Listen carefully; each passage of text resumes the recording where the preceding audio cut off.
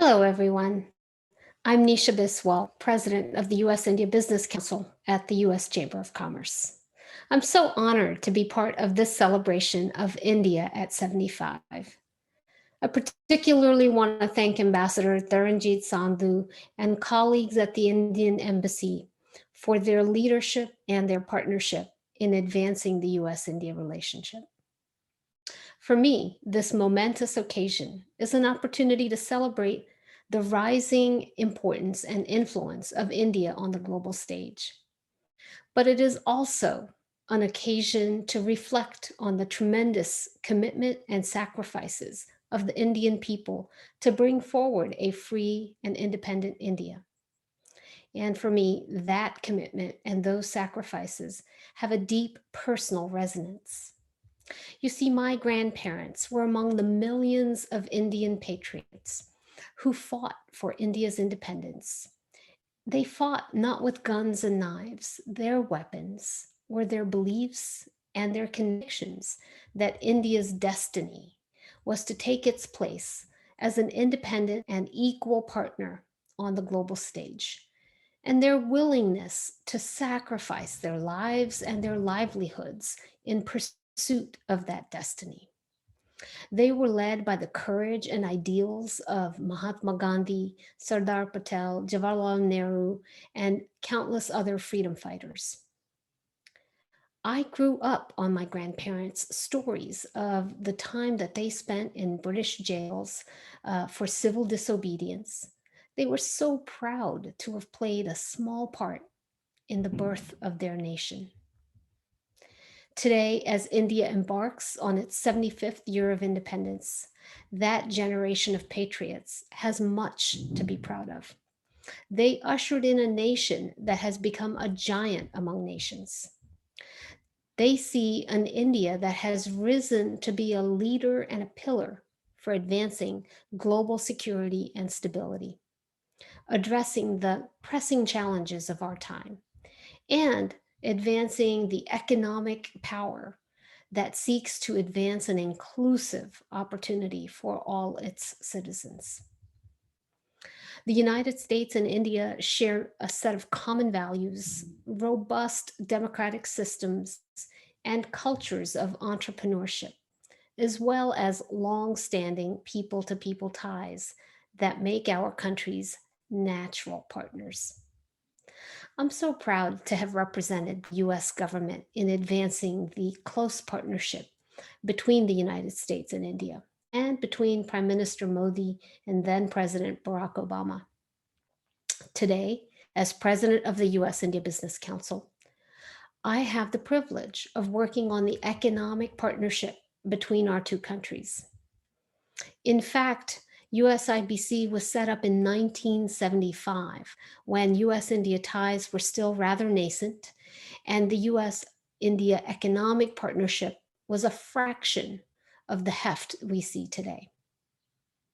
USIBC was set up at the behest of our two governments because even back then, they recognized the importance of this special partnership, and they could envision a future that would bring us into much greater convergence.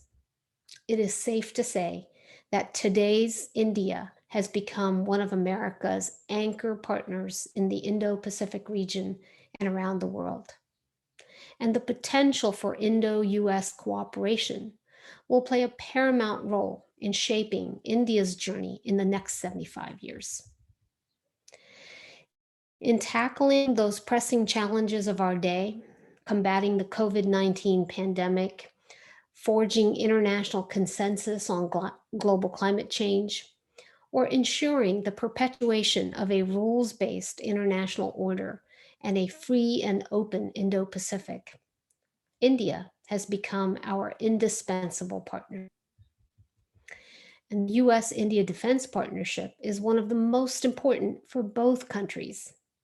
Not only have we deepened our intelligence cooperation and strategic alignment, but India's adoption of the foundational agreements has ushered in an era of robust growth in defense trade and technology, and has firmly established India as a key contributor to the global defense supply chain, as well as being a major defense partner for the United States.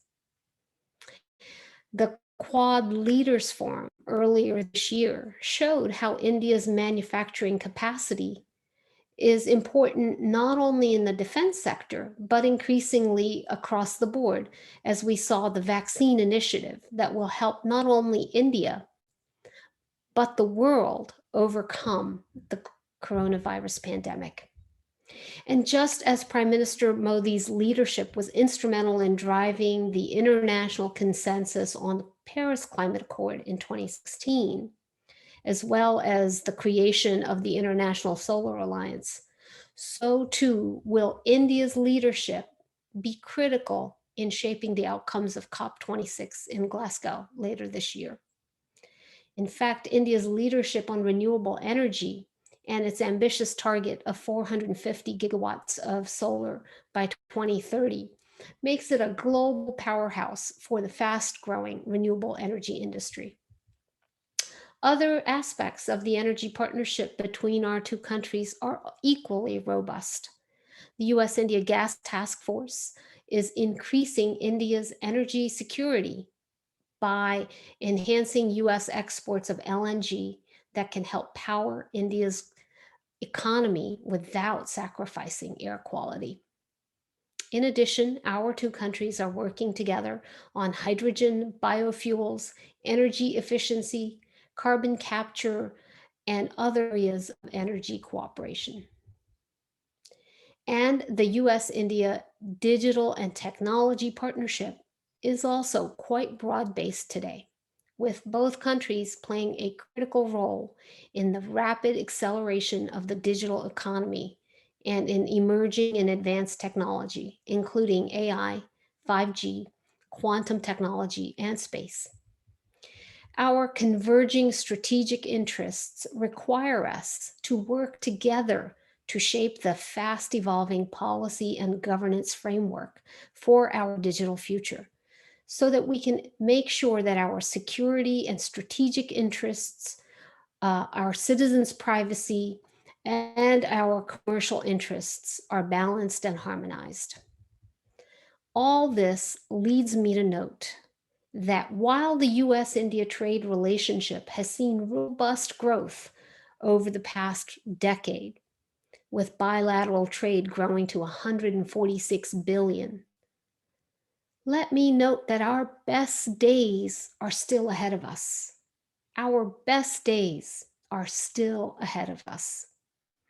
We at the US-India Business Council are proud to play our role to ensure that the next 75 years continue with India as an international leader, an engine for inclusive economic growth, and a global steward for stability and security for our planet and for our people. So from all of us at USIBC and the US Chamber of Commerce, happy 75th Independence Day, India. The best is still yet to come.